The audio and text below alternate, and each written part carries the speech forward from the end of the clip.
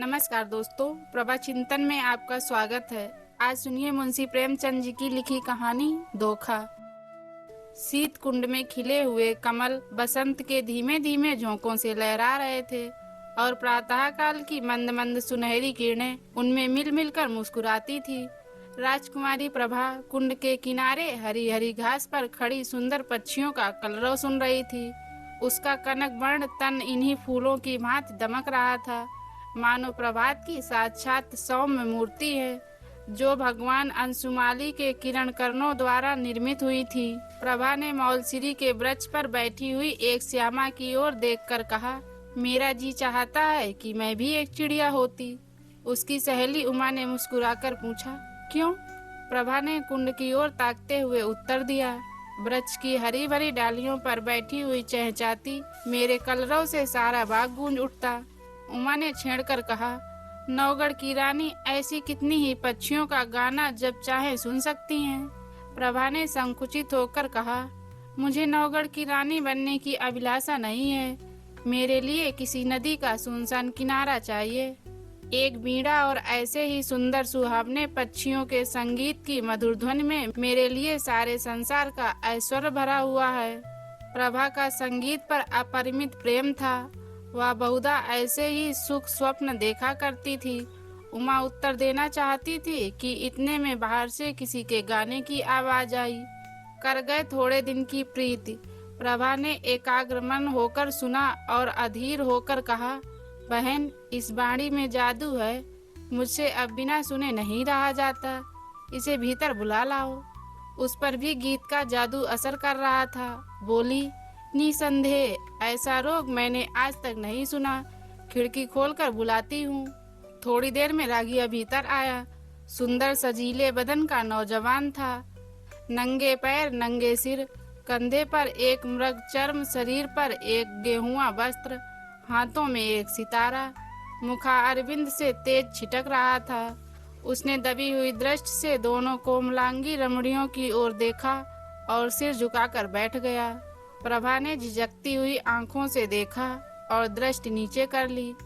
उमा ने कहा, योगी जी, हमारे बड़े भाग्य थे कि आपके दर्शन हुए।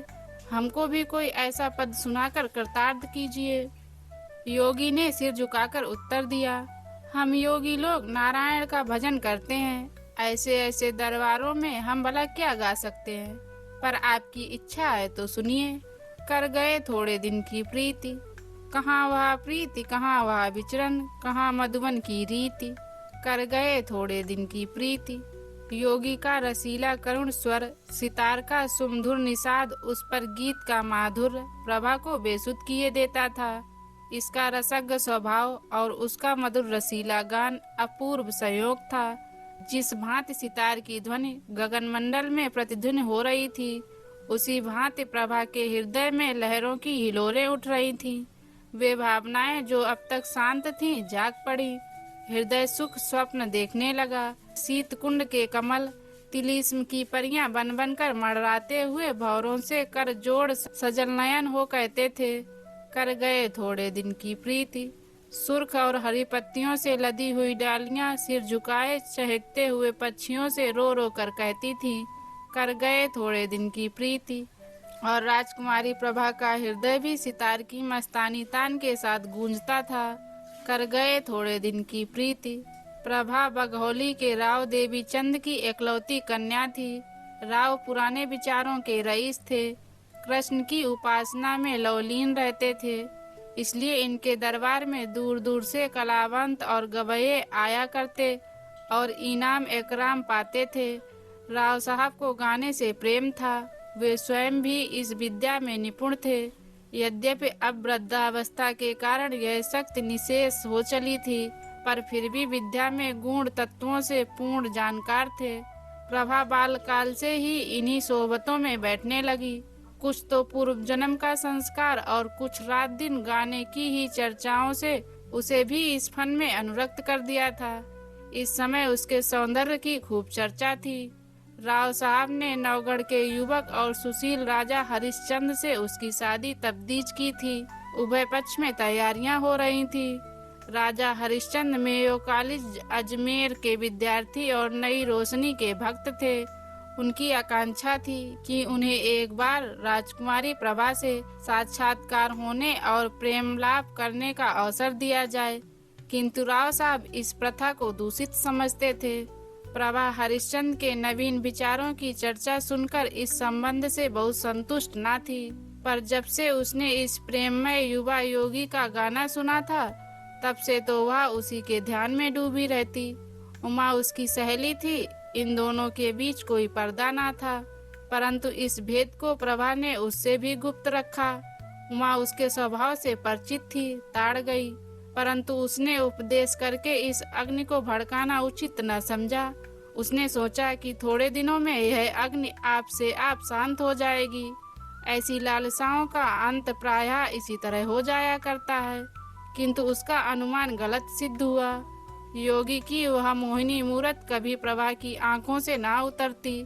उसका मधुर राग प्रतिक्षण उसके कानों में गूंजा करता। उसी कुंड के किनारे वह सिर झुकाए सारे दिन बैठी रहती।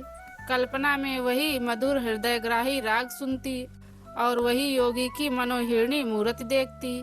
कभी कभी उसे ऐसा भास होता कि बाहर से यह आवाज आ रही है। वह चौंक पड़ती और तृष्णा से प्रेरित होकर वाटिका की चार दीवारी तक जाती और वहां से निराश होकर लौट आती। फिर आप ही विचार करती, यह मेरी क्या दशा है, मुझे यह क्या हो गया है। मैं हिंदू कन्या हूँ, माता पिता जिसे सौंप दें, उसकी दासी बनकर रहना धर्म है। मुझे तन मन से उसकी सेवा करनी चाहिए। किसी अन्य पुरुष का ध्यान तक मन में लाना मेरे लिए पाप है। आहा, यह कुलसित हृदय लेकर मैं किस मुंह से पति के पास जाऊंगी। इन कानों से क्यों कर प्रणय की बातें सुन सकूंगी, जो मेरे लिए व्यंग से भी अधिक कर्ण कटु होंगी।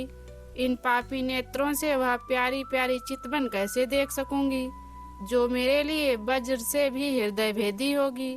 इस गले में वे मृदुल प्रेम बाहु पड़ेंगे, जो लौह दंड से भी अधिक भारी और कठोर होंगे। प्यारे, तुम मेरे हृदय मंदिर से निकल जाओ, यह स्थान तुम्हारे योग्य नहीं। मेरा बस होता तो तुम्हें हृदय की सेज पर सुलाती, परंतु मैं धर्म की रस्सियों में बंधी हूँ। इस तरह 1 महीना बीत गया। ब्याह के दिन निकट आते जाते थे और प्रभा का कमल सा मुख कुम्हलाया जाता था। कभी कभी विरह वेदना एवं विचार विकल्प से व्याकुल होकर उसका चित्त चाहता कि सती कुंड की गोद में शांति लूं, किंतु राव साहब इस शोक में जान ही दे देंगे, यह विचार कर वह रुक जाती। सोचती, मैं उनकी जीवन सर्वस्व हूँ। मुझ अभागिनी को उन्होंने किस लाड़ प्यार से पाला है। मैं ही उनके जीवन का आधार और अंतकाल की आशा हूँ। नहीं, यूं प्राण देकर उनकी आशाओं की हत्या करूंगी। मेरे हृदय पर चाहे जो भी थे, उन्हें न कुड़ाऊंगी। प्रभा का एक योगी गवैये के पीछे उन्मुक्त हो जाना कुछ शोभा नहीं देता। योगी का गाना तानसेन के गानों से भी अधिक मनोहर क्यों ना हो, पर एक राजकुमारी का उसके हाथों बिक जाना हृदय की दुर्बलता प्रकट करता है। राव साहब के दरबार में विद्या की, शौर्य की और वीरता के प्राण हवन करने की चर्चा न थी। यहाँ तो रात दिन राग रंग की धूम रहती थी। यहाँ इसी शास्त्र के आचार प्रतिष्ठा के मसनद पर विराजित थे और उन्हीं पर प्रशंसा के बहुमूल रत्न लुटाए जाते थे। प्रभा ने आरंभ ही से इसी जलवायु का सेवन किया था और उस पर इनका गाढ़ा रंग चढ़ गया था। ऐसी अवस्था में उसकी गान लिप्सा ने यदि भीषण रूप धारण कर लिया तो आश्चर्य ही क्या है। शादी बड़ी धूमधाम से हुई। राव साहब ने प्रभा को गले लगाकर विदा किया। प्रभा बहुत रोई। उमा को भी वह किसी तरह छोड़ती ना थी। नौगढ़ एक बड़ी रियासत थी और राजा हरिश्चंद्र के सुप्रबंध से उन्नत पर थी। प्रभा की सेवा के लिए दासियों की एक पूरी फौज थी। उसके रहने के लिए वह आनंद भवन सजाया गया था, जिसके बनाने में शिल्प विशारदों ने अपूर्व कौशल का परिचय दिया था। श्रृंगार चतुराओं ने दुल्हन को खूब संवारा। रसीले राव साहब अधरामृत के लिए विह्वल हो रहे थे। अंतःपुर में गए, प्रभा ने हाथ जोड़कर सिर झुकाकर उनका अभिवादन किया। उनकी आंखों में आंसू की नदी बह रही थी। पति ने प्रेम के मद में होकर घूंघट हटा दिया। दीपक था पर बुझा हुआ। फूल था पर मुरझाया हुआ। दूसरे दिन से राजा साहब की यह दशा हुई कि भौरे की तरह प्रतिक्षण इस फूल पर मंडराया करते। ना राजपाट की चिंता थी, ना सैर और शिकार की परवाह। प्रभा की वाणी रसीला राग थी, उसकी चितवन सुख का सागर और उसका चंद्रमुख आमोद का सुहावना कुंज। बस प्रेम मद में राजा साहब बिल्कुल मतवाले हो गए थे। उन्हें क्या मालूम था कि दूध में मक्खी है। यह असंभव था कि राजा साहब के हृदयहारी और सरस व्यवहार का, जिसमें सच्चा अनुराग भरा हुआ था, प्रभा पर कोई प्रभाव ना पड़ता। प्रेम का प्रकाश अंधेरे हृदय को भी चमका देता है। प्रभा मन में बहुत लज्जित होती। वह अपने को इस निर्मल और विशुद्ध प्रेम के योग्य ना पाती थी। इस पवित्र प्रेम के बदले में उसे अपने कृत्रिम रगे हुए भाव प्रकट करते हुए मानसिक कष्ट होता था। जब तक राजा साहब उसके साथ रहते, वह उनके गले लता की भांति लिपटी हुई घंटों प्रेम की बातें किया करती। वह उनके साथ सुमन वाटिका में चुहल करती, उनके लिए फूलों का हार गूंथती और उनके गले में हाथ डालकर कहती, प्यारे देखना ये फूल मुरझा ना जाएं, इन्हें सदा ताजा रखना। वह चांदनी रात में उसके साथ नाव पर बैठकर झील की सैर करती और उन्हें प्रेम का राग सुनाती। यदि उन्हें बाहर से आने में जरा भी देर हो जाती तो वह मीठा मीठा उल्हाना देती, उन्हें निर्दय तथा निष्ठुर कहती। उनके सामने वह स्वयं हंसती, उनकी आंखें हंसती और आंखों का काजल हंसता था। किंतु आहा, जब वह अकेली होती, उसका चंचल चित्त उड़कर कुंड के तट पर जा पहुंचता। कुंड का वह नीला नीला पानी, उस पर तैरते हुए कमल और मौलसिरी के वृक्ष, पत्तियों का सुंदर दृश्य आंखों के सामने आ जाता। उमा मुस्कुराती और नजाकत से लचकती हुई आ पहुंचती। तब रसीले योगी की मोहनी छवि आंखों में आ बैठती और सितार से संतुलित सुर गूंजने लगते, कर गए थोड़े दिन की प्रीति। तब वह एक दीर्घ निश्वास लेकर उठ बैठती और बाहर निकलकर पिंजरे में चहकते हुए पक्षियों के कलरव में शांति प्राप्त करती। इस भांति यह स्वप्न तिरोहित हो जाता। इस तरह कई महीने बीत गए। एक दिन राजा हरिश्चंद्र प्रभा को अपनी चित्रशाला में ले गए। उसके प्रथम भाग में ऐतिहासिक चित्र थे। सामने ही सूरवीर महाराणा प्रताप सिंह का चित्र नजर आया। मुखारबिंद से वीरता की ज्योति स्फूर्ति हो रही थी। तनिक और आगे बढ़कर दाहिनी ओर स्वामी भक्त जगमल बीरबर सांगा और दिलेर दुर्गादास विराजमान थे। बाईं ओर उदार भीम सिंह बैठे हुए थे। महाराणा प्रताप के सम्मुख महाराष्ट्र केसरी वीर शिवाजी का चित्र था। दूसरे भाग में कर्मयोगी कृष्ण और मर्यादा पुरुषोत्तम राम विराजमान थे। चतुर चित्रकारों ने चित्र निर्माण में अपूर्व कौशल दिखलाया था। प्रभा ने प्रताप के पद चिन्हों को चूमा और वह कृष्ण के सामने देर तक नेत्रों में प्रेम और श्रद्धा के आंसू भरे मस्तक झुकाए खड़ी रही। उसके हृदय पर इस समय कुलसित प्रेम का भय खटक रहा था। उसे मालूम होता था कि यह उन महापुरुषों के चित्र नहीं बल्कि उनकी पवित्र आत्माएं हैं। उन्हीं के चरित्र से भारत का इतिहास गौरवान्वित है। वे भारत के बहुमूल्य जातीय रत्न, उच्च कोटि के जातीय स्मारक और गगनभेदी जातीय तुमुल ध्वनि है। ऐसी उच्च आत्माओं के सामने खड़े होते उसे संकोच होता था। आगे बढ़ी, दूसरा भाग सामने आया। यहाँ ज्ञानमय बुद्ध योग साधन में बैठे हुए दिख पड़े। उनकी दाहिनी ओर शास्त्राज्ञ शंकर थे और दार्शनिक दयानंद।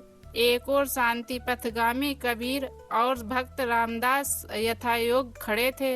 एक दीवार पर गुरु गोविंद सिंह अपने देश और जाति पर बल चढ़ने वाले दोनों बच्चों के साथ विराजमान थे। दूसरी दीवार पर वेदांत की ज्योति फैलाने वाले स्वामी राम तीर्थ और विवेकानंद विराजमान थे। चित्रकारों की योग्यता एक एक अवयव से टपकती थी। प्रभा ने इनके चरणों पर मस्तक टेका। वह उनके सामने सिर ना उठा सकी। उसे अनुभव होता था कि उनकी दिव्य आंखें उसके दूषित हृदय में चुभी जाती हैं। इसके बाद तीसरा भाग आया।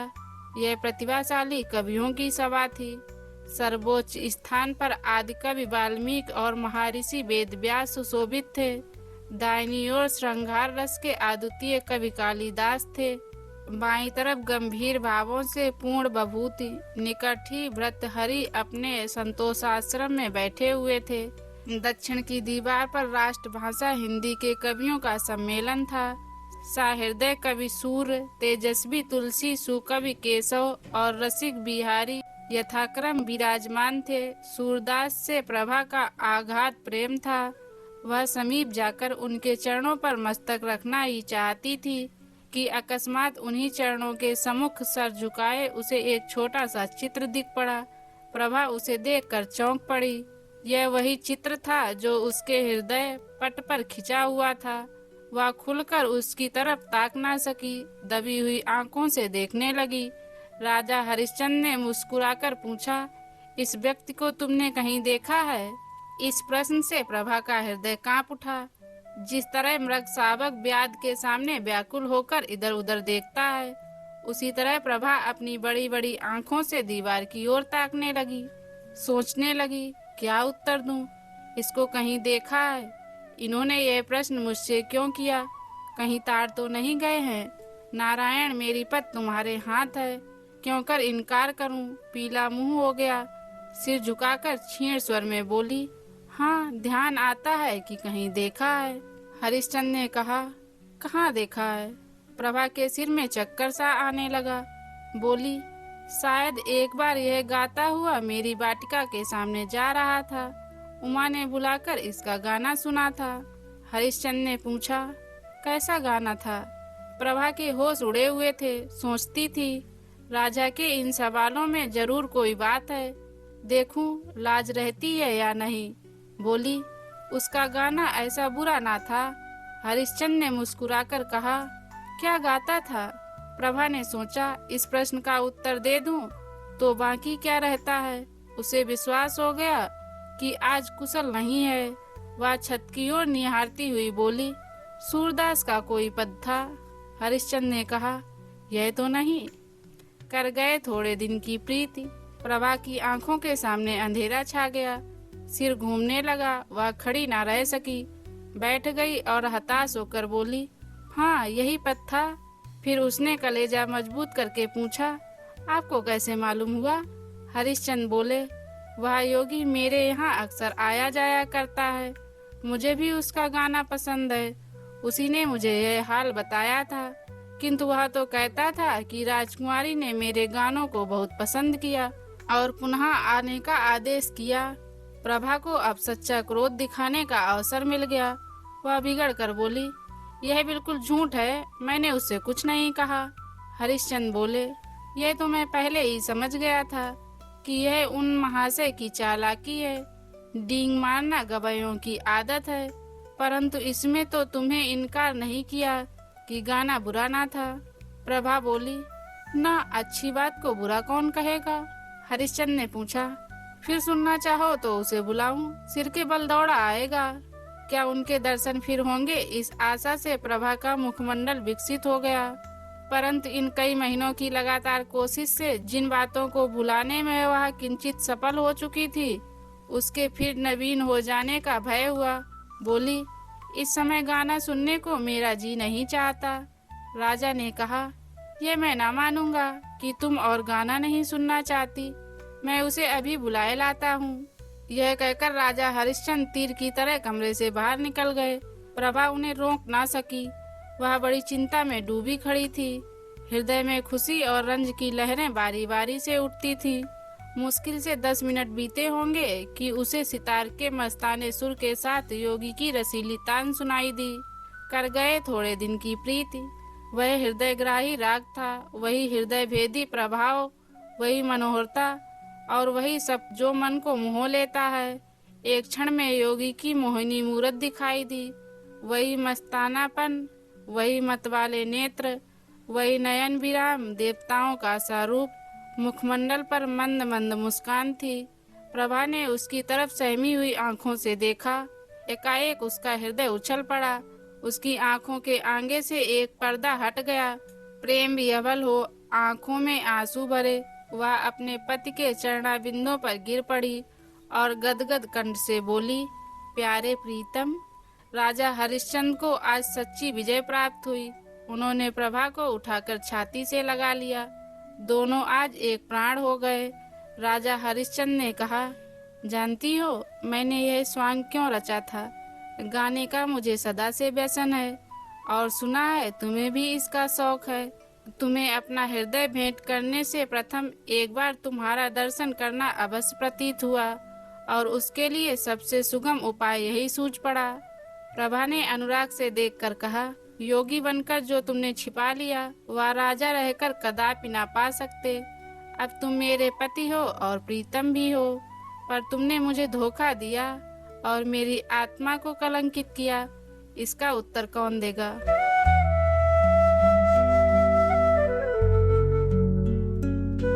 दोस्तों, ये कहानी आपको कैसी लगी हमें कमेंट के माध्यम से बताइए और चैनल को सब्सक्राइब करना मत भूलिएगा। मिलते हैं एक ऐसी ही नई कहानी में, तब तक के लिए जय हिंद।